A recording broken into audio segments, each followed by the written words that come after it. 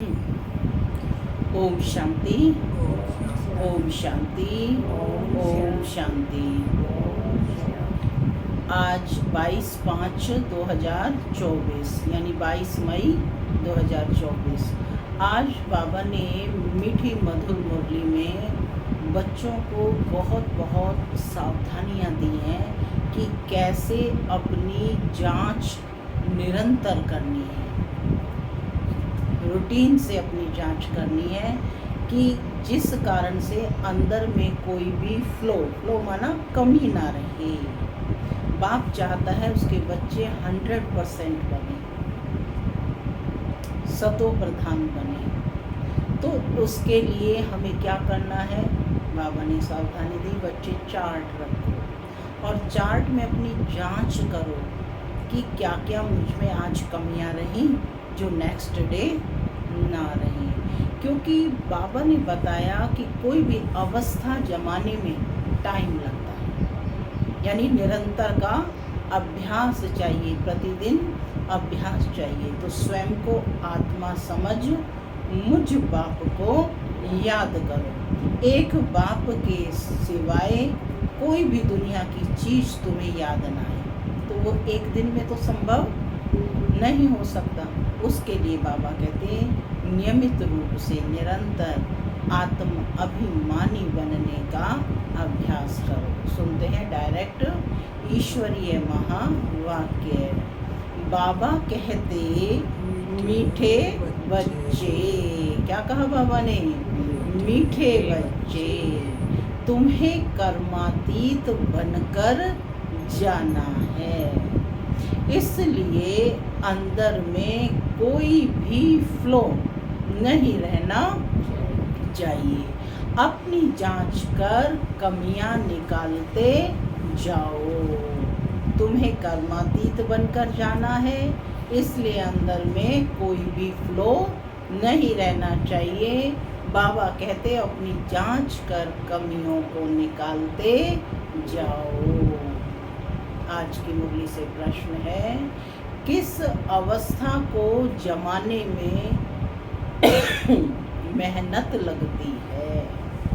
किस अवस्था को जमाने में मेहनत लगती है? और प्रश्न का दूसरा भाग है, उसका पुरुषार्थ क्या है? बताइए, किस अवस्था को जमाने में मेहनत लगती है? जीवन भर स्वयं को क्या देखते रहे हैं? देह के रूप में। तो क्या समझने में मेहनत लगती है? देही आत्मा समझने में मेहनत लगती है ना। देह तो याद रहती है, आत्मा नहीं। और बाबा ने कहा उसका पुरुषार्थ क्या है? सुनते हैं बाबा का उत्तर। इन आँखों से देखने वाली कोई भी चीज सामने ना आए। इन आँखों से देखने वाली कोई भी चीज सामने ना आए, देखते भी ना देखो। देह में रहते देही अभिमानी रहो। यह अवस्था जमाने में टाइम लगता है। बुद्धि में सिवाय बाप और घर के कोई वस्तु याद ना आए, इसके लिए अंतर्मुखी हो जांच करनी है। क्या करनी है? अंतर्मुखी बन जांच करनी है और अपना चार्ट रखना है। ओम शांति। मैं आत्मा शांत स्वरूप हूँ, शांति मेरा स्वधर्म है। बाबा कहते मीठे मीठे सिक्की लधे रूहानी बच्चे यह तो जानते हैं कि हम अपनी दैवी राजधानी स्थापन कर रहे हैं। इसमें राजाएं भी हैं तो प्रजा भी हैं। राजधानी में तो सब होंगे ना। तो कहते इसमें राजाएं भी हैं तो प्रजा भी है। पुरुषार्थ तो सब करते हैं। जो जास्ती पुरुषार्थ करते हैं वह जास्ती प्राइज लेते हैं। क्या कहा बाबा ने? जो जास्ती पुरुषार्थ करते हैं वह जास्ती प्राइज लेते हैं। यह तो एक कॉमन कायदा है। ये कोई नई बात नहीं है। इसको दैवी बगीचा कहो व राजधानी कहो, अभी यह है कलयुगी बगीचा अथवा कांटों का जंगल। उसमें भी कोई बहुत फल देने वाले झाड़ होते हैं, कोई कम फल देने वाले झाड़ होते हैं, कोई कम रस वाले आम होते हैं, कोई कैसे होते हैं फूलों के, फलों के, ऐसे भिन्न भिन्न प्रकार के झाड़ होते हैं। वैसे ही तुम बच्चों में भी नंबरवार पुरुषार्थ अनुसार है। बाबा ने फलों की, फूलों की वैरायटी के माध्यम से बताया कि वैसे ही तुम बच्चों में भी नंबरवार पुरुषार्थ अनुसार हैं। कोई बहुत अच्छा फल देते हैं और कोई हल्का फल देते हैं, भिन्न भिन्न झाड़ होते हैं। यह फल देने वाला बगीचा है।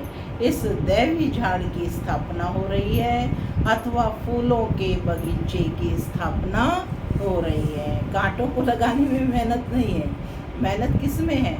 फूलों के बगीचे में ना, उसकी देखभाल, पालना सब कुछ करना पड़ेगा ना। तो कहते हैं कि फूलों के बगीचे की अब स्थापना हो रही है। कल्प पहले मिसल, यानी 5000 वर्ष पूर्व भी ऐसे ही हुआ था, अब फिर से हो रहा है। आहिस्ते आहिस्ते मीठे खुशबूदार भी बन रहे हैं, नंबरवार पुरुषार्थ अनुसार। सब वैरायटी है ना। बाप के पास भी आते हैं बाप का मुखड़ा देखने। यह तो ज़रूर समझते हो बाबा हमको स्वर्ग का मालिक बनाते हैं। यह बच्चों को निश्चय है ज़रूर। बेहद का बाबा हमको बेहद का मालिक बना रहे हैं। मालिक बनने में खुशी भी बहुत होती है, हद के मालिक बने में दुख है। यह खेल ही सुख और दुख का बना हुआ है और यह भी भारतवासियों के लिए ही है। मुख्य पाठधारी कौन है? भारतवासी ही हैं। बच्चों को बाबा कहे पहले अपना घर तो संभालो, घर पर धनी की नज़र रहती है ना। कौन है धनी? शिव बाबा है ना। तो कहते घर पर धनी की नज़र रहती है ना। तो बाप भी एक एक बच्चे को बैठ देखते हैं कि इसमें कौन कौन से गुण हैं और कौन कौन से अवगुण हैं। बच्चे खुद भी जानते हैं। अगर बाबा कहे कि बच्चे तुम सब अपनी अपनी खामियां आप ही लिख कर आओ, तो झट लिख सकते हैं? पूछ रहे हैं बाबा, लिख सकते हैं अपनी अपनी खामियां? हर एक को पता है? पता है ना? नहीं पता कि मेरे में क्या क्या कमियां? हर एक को मालूम है। हम अपने में क्या क्या खामी समझते हैं। कोई ना कोई खामी है ज़रूर। संपूर्ण तो कोई बने नहीं है ना। हाँ, बनना ज़रूर है। संपूर्ण बने नहीं है लेकिन बनना ज़रूर है। कल्प कल्प बने हैं, इसमें कोई संशय नहीं। या संशय है? कल्प पहले भी बने थे संपूर्ण और अब भी बन जाएंगे, परंतु इस समय खामियां हैं, वह बतलाने से बाबा उस पर ही समझाएंगे। इस समय तो बहुत खामियां हैं। मुख्य सब खामियां होती हैं। खामियों का आधार क्या है? देह अभिमान। देह अभिमान के कारण ये देह भान है, इसी के कारण सारी खामियां आती हैं। वह फिर बहुत हैरान करती हैं, अवस्था को आगे बढ़ने नहीं देती हैं। इसलिए अब वो पूरी रीति पुरुषार्थ करना है। यह शरीर भी अभी छोड़कर जाना है। दैवी गुण भी यहाँ ही धारण करके जाना है। कर्मातीत अवस्था में जाने का अर्थ भी तो बाबा समझा रहे हैं। कर्मातीत होकर जाना माना कोई भी फ्लो ना रहे, माने कर्म का कोई भी बंधन विकार ना रहे, सबसे न्यारे बन करके। तो कहते कोई फ्लो ना रहे, क्योंकि तुम हीरे बनते हो। जैसे हीरे में कोई भी फ्लो होता है ना, ग्लास से देखा जाता है ना उसमें कि कोई फ्लो तो नहीं है। तो तुम हीरे बनते हो ना। हमारे में क्या क्या फ्लो है यह है तो हर एक जानते हैं, क्योंकि तुम चैतन्य हो। जड़ हीरो में फ्लो होगा तो वह निकाल थोड़े ही सकेंगे। तुम तो चैतन्य हो, तुम इस फ्लो को निकाल सकते हो। माने तुम चैतन्य, वो जड़ है, वो नहीं निकाल सकते, है ना। लेकिन तुम अपनी कमी खामियों को दूर कर सकते हो। तुम कोड़ी से हीरे जैसा बनते हो। क्या कहा बाबा ने? तुम कोड़ी से हीरे जैसा बनते हो। तुम अपने को अच्छी रीति जानते हो। सर्जन पूछते हैं कि कौन सा फ्लो है जो तुमको अटकाता है, आगे बढ़ने नहीं देता है। फ्लोलेस तो पिछाड़ी में बनना है, वैसा अभी निकालना है। अगर फ्लो नहीं निकलता तो हीरे की वैल्यू कम हो जाती है।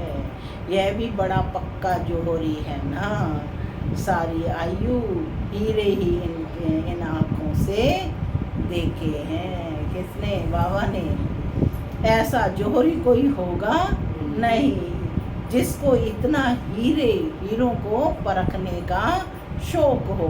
तुम भी हीरे बन रहे हो, जानते हो कोई ना कोई फ्लो है जरूर, संपूर्ण बने नहीं हैं। चैतन्य होने के कारण तुम पुरुषार्थ से फ्लो निकाल सकते हो। हीरे जैसा तो बनना है ना जरूर, सो तब बनेंगे जब पूरा पुरुषार्थ करेंगे।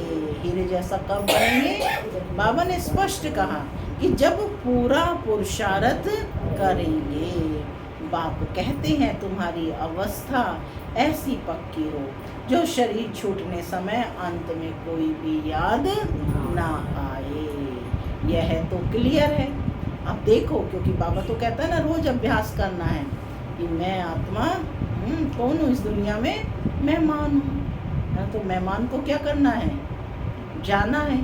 तो जाना है तो किसी चीज़ में लगाव है या नहीं है ना। डिटैच ऑब्जर्वर बन करके अपनी जांच करनी है।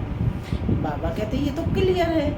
मित्र संबंधी आदि सबको भूलना है, संबंध रखना ही है एक बाप से। अब जांच करें कि मेरी बुद्धि किस किस में जाती है। अभी तुम हीरे बन रहे हो, यह जवाहरात की दुकान है, तुम हर एक जोहरी हो। आज बाबा ने हर बच्चे को क्या बना दिया? जोहरी। यह बातें दूसरे कोई भी जानते नहीं, तुम बच्चे जानते हो। हर एक के दिल में है कि हम विश्व के मालिक बन रहे हैं पुरुषार्थ अनुसार। जिन्हों को ऊंच पद मिला है उन्होंने जरूर पुरुषार्थ किया है तो तुम्हारे में से ही ना। बाबा कहते जो ऊंच बने हैं वह भी तो तुम्हारे में से ही है ना, कहीं और से तो नहीं आए ना। तुम बच्चों को ही इतना पुरुषार्थ करना है, इसलिए बाबा एक एक बच्चे को देखते रहते हैं जैसे फूलों को देखा जाता है ना। यह कैसा खुशबूदार फूल है, यह कैसा है, इसमें बाकी क्या फ्लो है। क्योंकि तुम चैतन्य हो, चैतन्य हीरे जान सकते हैं ना हमारे में क्या क्या खामी है। जो बाप से बुद्धि योग तोड़ाए कहाँ ना कहाँ भटकाते हैं। बाप तो कहते हैं बच्चे मामी कम याद करो, दूसरा कोई याद ना आए। गृहस्थ व्यवहार में रहते एक बाप को याद करना है। क्या कहा निर्मला बहन? हाँ, रहना घर गृहस्थ में ही है। कहते गृहस्थ व्यवहार में रहते एक बाप को याद करना है। कर सकते हैं या अन्य सबकी याद आएगी? इन्हों की तो भट्टी बननी थी जो तैयार हो निकली सर्विस के लिए। देखते हैं पुराने जो हैं वह अच्छी सर्विस कर रहे हैं, थोड़े नए भी ऐड होते जाते हैं। पुरानों की भट्टी बननी थी, भल पुराने हैं तो भी खामियां हैं जरूर। हर एक अपने दिल से समझते हैं कि बाबा जो अवस्था बनाने के लिए कहते हैं वह अभी बनी नहीं। हर एक को मालूम है कि मेरे में क्या क्या खामियां हैं। तो बाबा कहते एम ऑब्जेक्ट तो बाप समझाते हैं, सबसे जास्ती खाद है देह अभिमान की, तभी देह की तरफ बुद्धि चली जाती है। देह में होते हुए देही अभिमानी बनना है। इन आँखों से देखने वाली कोई भी चीज सामने ना आए, ऐसी अवस्था जमानी है। माने मेडिटेशन में बैठे और बुद्धि अन्य अनेक वस्तुओं की तरफ जाए। तो बाबा कहते हैं कि जो भी नश्वर चीज़ें हैं, इन चीज़ों की तरफ बुद्धि ना जाए, ये कोई भी हमारी दृष्टि में सामने ना आए, ऐसी अवस्था जमानी है। हमारी बुद्धि में सिवाय एक बाप के और शांति धाम के कोई भी वस्तु याद ना आए, कुछ भी साथ नहीं ले जाना है। पहले पहले हम नए संबंध में आए, अभी है पुराना संबंध। पुराने संबंध की जरा भी याद ना आए। गायन भी है अंतकाल जो स्त्री सिमरे, माने जो जिसको सिमरेगा उस योनि में ही वह जन्म लेता है। ये अभी की ही बात है। तो ये कब का गायन है? अंतकाल का, अंत समय में। तो अंत में भी अंत के समय का गायन है। गीत तो कलयुगी मनुष्यों ने बनाए हैं, परंतु वह समझते थोड़े ही हैं। मूल बात बाबा समझाते हैं, एक बाप के सिवाय और कोई याद ना आए। देखो आज बाबा ने यही बात कितनी बार कही है कि एक बाप के सिवाय कोई याद ना आए। घड़ी घड़ी बाबा कह रहे हैं अपने को आत्मा समझो। ये सारी वस्तुएं कैसी हैं? नश्वर हैं। देखते हुए भी इन्हें नहीं देखना है। क्या देखना है? शांति धाम, है ना, और बाप को ही देखना है। एक बाप और शांति धाम। तो बाबा कहते एक बाप की याद से ही तुम्हारे पाप कट जाएंगे और पवित्र हीरे बनेंगे। कोई कोई पत्थर तो बहुत वैल्यूएबल होते हैं, माणिक भी वैल्यूएबल होते हैं। बाप अपने से भी बच्चों की वैल्यू ऊंच करते हैं, अपने से भी बच्चों की वैल्यू ऊंच करते रहते हैं। क्या कहते हैं? बच्चे तुम मेरे से भी आगे। अपनी जांच करनी होती है। बाप कहते हैं अंतर्मुख हो, अपने में देखो कि हमारे में क्या खामी है, कहाँ तक देह अभिमान है। बाबा पुरुषार्थ के लिए भिन्न भिन्न युक्तियाँ समझाते रहते हैं। जितना हो सके एक की याद में रहें, भले कितने भी प्यारे हों, खूबसूरत बच्चे, बहुत लवली हों, तो भी किसकी याद ना आए। यहाँ की कोई भी चीज याद ना आए। कोई कोई बच्चे में बहुत मोह रहता है। बाप कहते हैं उन सब से ममत्व मिटाए, एक की याद रखो। एक लवली बाप से ही योग रखना है, दुनिया के लवली से नहीं। किससे? एक लवली बाप से ही योग रखना है। उनसे सब कुछ मिल जाता है। योग से ही तुम आत्मा लवली बनती हो। लवली आत्मा बनती है। बाप लवली प्योर है ना।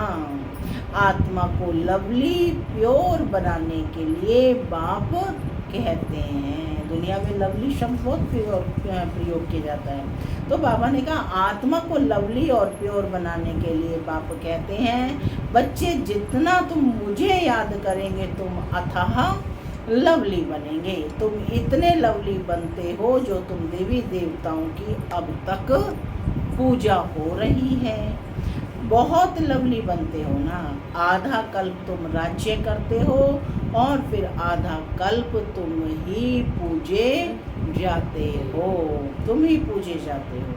तुम खुद ही पुजारी बन अपने चित्रों को पूजते हो। तुम हो सबसे लवली बनाने वाले। उधर वाली कुर्सी पे बैठ जाओ। तुम हो सबसे लवली बनने वाले। परंतु बाबा कहते जब लवली बाप को अच्छी तरह याद करेंगे तब ही लवली बनेंगे। कितनी बार लवली शब्द यूज किया है? सिवाय एक बाप के और कोई याद ना आए। तो अपनी जांच करो कि बाप को बहुत लव से याद करते हैं, बाप की याद में प्रेम के आंसू आ जाए।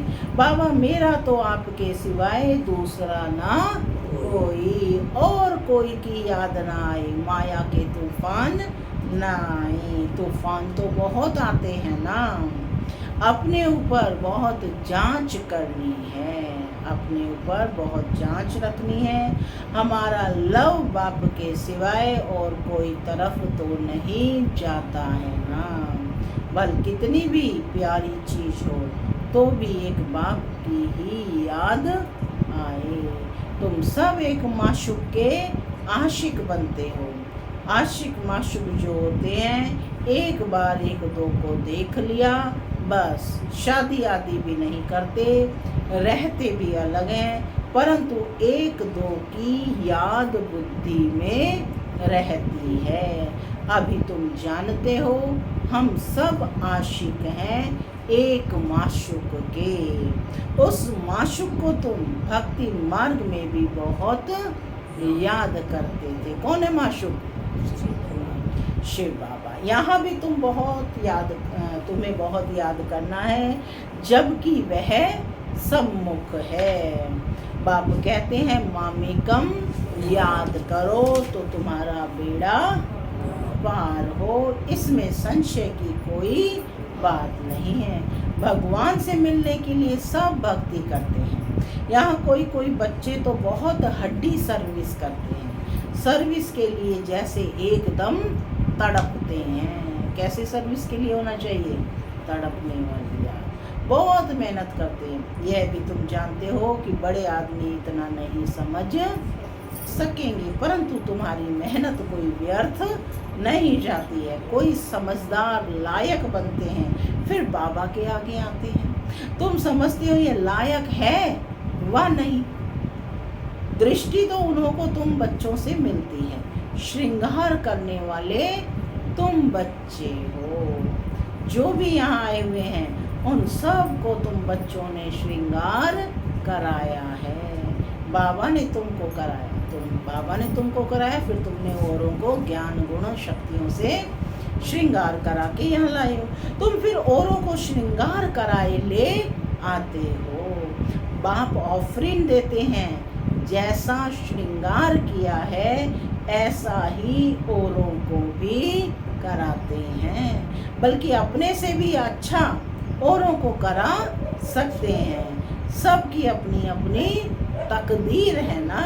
कोई समझने वाले समझाने वालों से भी तीखे हो जाते हैं, समझते हैं इनसे हम अच्छा समझा सकते हैं। समझाने का नशा चढ़ता है तो वह फिर निकल पड़ते हैं। बाप दादा दोनों के दिल पर चढ़ते हैं, दोनों के दिल पर चढ़ पड़ते हैं। बहुत नए हैं जो पुरानों से भी तीखे हैं, कांटों से अच्छा फूल बन पड़े हैं। इसलिए बाबा एक एक को बैठ देखते हैं कि इनमें क्या क्या खामी है, कमी है, यह कमी इनमें से निकल जाए। क्या कहते बाबा?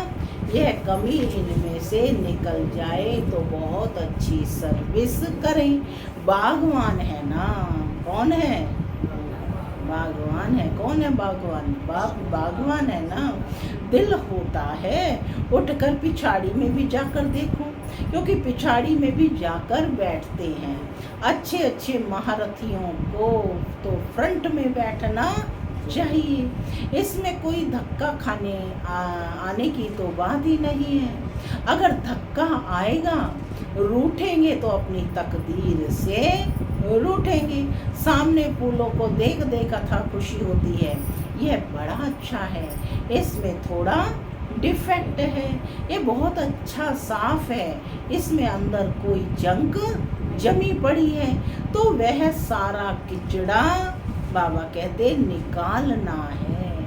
बाप जैसा लव कोई नहीं करता। देखो बाबा को कितना लव है कि कोई भी जंक है, अंदर में कोई भी किचड़ा है, बाबा चाहता उसके हर बच्चे का किचड़ा निकल जाए। ये बहुत अच्छा साफ है। तो बाबा कहते बाप जैसा लव कोई नहीं करता। स्त्री का भी पति में लव रहता है ना, पति का इतना नहीं होता, वह तो दूसरी तीसरी स्त्री कर लेते हैं। स्त्री का तो पति गया बस या हुसैन करती रहती है। पुरुषों के लिए तो एक जुत्ती गई तो और कर लेंगे, शरीर को जुत्ती कहा जाता है। शिव बाबा का भी लॉन्ग बोट है ना। कौन है शिव बाबा का लॉन्ग बोट? ब्रह्मा बाबा है। तो लेकिन बाबा कहते हैं वह तो एक ही जुत्ती लेते हैं। अब तुम बच्चे समझते हो कि हम बाबा को याद करेंगे, फर्स्ट क्लास बनेंगे। कोई फैशनेबल होते हैं तो जुत्तियां भी 4-5 रखते हैं, चेकिंग करनी है कि कितनी है ना। नहीं तो आत्मा की जुत्ती एक है, आत्मा की जुत्ती एक है। पाँव की जुत्ती भी एक होनी चाहिए, परंतु यह एक फैशन पड़ गया है। अभी तुम समझते हो बाप से हम क्या वर्षा पाते हैं। हम उस पैराडाइज के मालिक बन रहे हैं। हेवन को कहा ही जाता है वंडर ऑफ वर्ल्ड। हेवन माना स्वर्ग को क्या कहा जाता है? Wonder of world. जरूर हेवनली गॉड फादर ही हेवन स्थापन करेंगे। अब तुम प्रैक्टिकल में श्रीमत पर अपने लिए स्वर्ग की स्थापना कर रहे हो। यहाँ तो कितने बड़े बड़े महल बनाते हैं, ये सब खत्म हो जाएंगे। तुम वहाँ क्या करेंगे? दिल में आना चाहिए। यहाँ तो हमारे पास कुछ भी नहीं है। वैसे ही बल हम बाहर में घर गृहस्थ में रहते हैं, यह भी समझते हैं कि सब कुछ बाबा का है, हमारे पास तो कुछ नहीं है। हम ट्रस्टी हैं। ट्रस्टी कुछ नहीं रखते हैं, बाबा ही मालिक है। यह सब कुछ बाबा का है। घर में रहते भी ऐसे समझो। साहूकारों की बुद्धि में तो यह बातें आना सके। बाबा कहते हैं ट्रस्टी हो रहो, कुछ भी करो, बाबा को इशारा देते रहो। लिखते हैं बाबा मकान बनाओ, बाबा कहेंगे भले बनाओ, ट्रस्टी होकर रहो। लेकिन मकान में मोह ना चला जाए, है ना। ट्रस्टी होकर रहो। बाप तो बैठा है, बाप जाएंगे तो सब इकट्ठे जाएंगे अपने घर, फिर तुम चले जाएंगे अपनी राजधानी में। हमको फिर कल्प कल्प आना ही है पावन बनाने। कौन कह रहे हैं? शिव बाबा कह रहे हैं कि हमको फिर कल्प कल्प आना ही है पावन बनाने। अपने समय पर आता हूँ, डायरेक्ट स्पीच है। बाबा कहते अपने समय पर आता हूँ। अच्छा मीठे मीठे सिक्के लगे बच्चों प्रति माता पिता बाप दादा का याद प्यार और गुड मॉर्निंग। रूहानी बाप की रूहानी बच्चों को नमस्ते। हम रूहानी बच्चों की रूहानी माता पिता बाप दादा को याद प्यार गुड मॉर्निंग और नमस्ते नमस्ते। सदा रहो हंसते बनो। धारणा के लिए मुख्य सार पहला, सभी से ममत्व निकाल। एक लवली बाप को याद करना है। अंतर्मुख हो, अपनी कमियों की जांच कर निकालना है। बाहर मुखता से कमियां नहीं निकलेंगी, अंतर्मुखी बनना पड़ेगा। अंदर की यात्रा करनी पड़ेगी, अंदर से जांच करनी पड़ेगी। निकालना है अपनी कमियों की जांच कर, इनको निकालना है। वैल्यूएबल हीरा बनना है। दूसरा, जैसे बाप ने हम बच्चों का श्रृंगार किया है, ऐसे सबका श्रृंगार करना है। किया है बाप ने आपका श्रृंगार? किस किस चीज से किया है? सुख शांति प्रेम आनंद, यानी ज्ञान गुण शक्तियों से बाबा अपने बच्चों का श्रृंगार कर रहा है। मुख का श्रृंगार किया, कानों का श्रृंगार किया, आँखों का श्रृंगार किया, हस्तों का श्रृंगार। बाबा हर चीज का श्रृंगार कर रहा है। माने ये आपकी इंद्रियां सुख चैन प्रेम आनंद ज्ञान की अनुभूति कराने वाली हैं। पवित्रता की अनुभूति। तो यही तुमने अपना श्रृंगार किया है, ऐसे सबका श्रृंगार करना है। कांटों को फूल बनाने की सेवा में लग जाना है, ट्रस्टी होकर रहना है। मुख्य बात है कैसे रहना है। रहना घर गृहस्थ में है, लेकिन ट्रस्टी होकर के, निमित्त बनकर। आज का वरदान है, ब्राह्मण जीवन में एकाग्रता के पाठ द्वारा रूहानी रॉयल्टी में रहने वाले संपूर्ण पवित्र भव। ब्राह्मण जीवन में एक व्रता के पाठ द्वारा रूहानी रॉयल्टी में रहने वाले संपूर्ण पवित्र भव। इस ब्राह्मण जीवन में एक व्रता का पाठ पक्का कर प्योरिटी की रॉयल्टी को धारण कर लो, तो सारे कल्प में यह रूहानी रॉयल्टी चलती रहेगी। आपकी रूहानी रॉयल्टी और प्योरिटी की चमक परम धाम में सर्व आत्माओं में श्रेष्ठ है। आदि काल देवता स्वरूप में भी यह पर्सनैलिटी विशेष रही है। फिर मध्य काल में भी आपके चित्रों की बाबा कहते विधि पूर्वक पूजा होती है। इस संगम युग पर ब्राह्मण जीवन का आधार प्योरिटी की रॉयल्टी है। इसलिए जब तक ब्राह्मण जीवन में जीना है, तब तक संपूर्ण पवित्र रहना ही है। स्लोगन, आप सहनशीलता के देव और देवी बनो। आप सहनशीलता के देव और देवी बनो, तो गाली देने वाले भी गले लगाएंगे। ओम शांति।